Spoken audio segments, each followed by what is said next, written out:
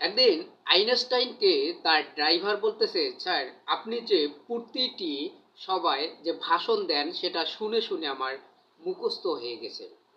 Einstein শুনে তো অবাক।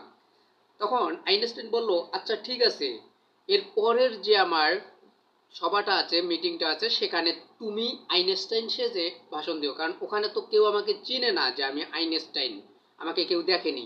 তখন ড্রাইভার বলল, আচ্ছা ঠিক আছে। যেমনই কথা তেমনই কাজ।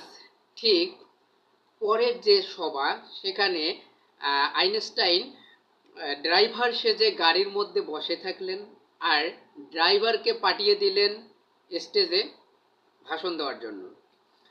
ড্রাইভার তো ফাটিয়ে দিলেন, হুবহু ভাষণ দিয়ে মঞ্চ কাঁপালেন এবং শ্রোতারা মুখরিত হয়ে হাততালি দিল। সবাই অনেক খুশি হলো তার ভাষণ শুনে।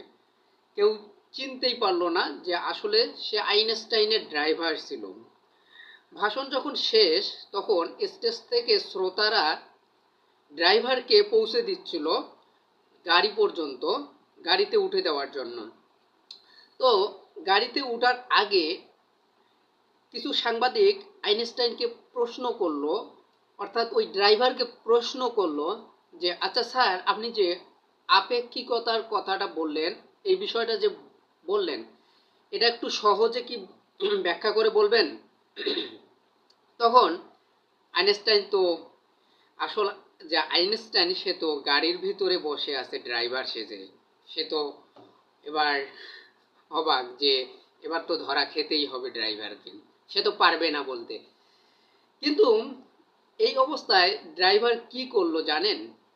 ড্রাইভারের কথা শুনে, উত্তর শুনে আইনস্টাইনও অবাক হয়ে গেল। ড্রাইভার বলতেছে, এই সহজ বিষয়টি আপনার মাথায় ঢোকেনি? এটা আমার ড্রাইভারকে জিজ্ঞেস করুন, আমার ড্রাইভারই এটার বেটার উত্তর দিবে, সুন্দরভাবে বুঝিয়ে দিবে। তখন তারা ড্রাইভারকে জিজ্ঞেস করলো এবং সে অ্যান্সার দিল। মানে আসল আইনস্টাইন তো ড্রাইভার সেজেছিল, সেই অ্যান্সারটা দিয়ে দিল।